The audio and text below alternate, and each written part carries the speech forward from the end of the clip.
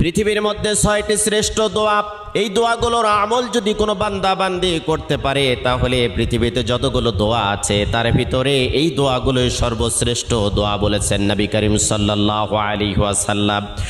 কোনো বান্দা বান্দি যদি যতই বিপদে থাক, কষ্টে থাক, দুর্ভিক্ষে থাক, উৎকণ্ঠার মধ্যে থাক না কেন, সকাল থেকে সন্ধ্যা পর্যন্ত যদি কোনো বান্দা বান্দি দরুদ শরীফের আমল করতে পারে, রাতের বেলা যদি দরুদ শরীফের আমল করতে পারে, হাজারো অশান্তির দাবানল থেকে আল্লাহ রাব্বুল আলামিন শান্তি দান করবেন।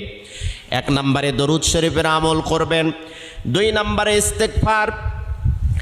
আপনার মুখটা এমন হয়ে যাবে আল্লাহ রাব্বুল আলামিনের কাছে দোয়া করার সাথে সাথে আপনার দোয়াটা কবুল হয়ে যাবে। সব সময়ের জন্য পড়বেন আস্তাগফিরুল্লাহাল্লাযী লা ইলাহা ইল্লা হুয়াল হাইয়ুল কাইয়্যুম ওয়া আতুবু ইলাইহি।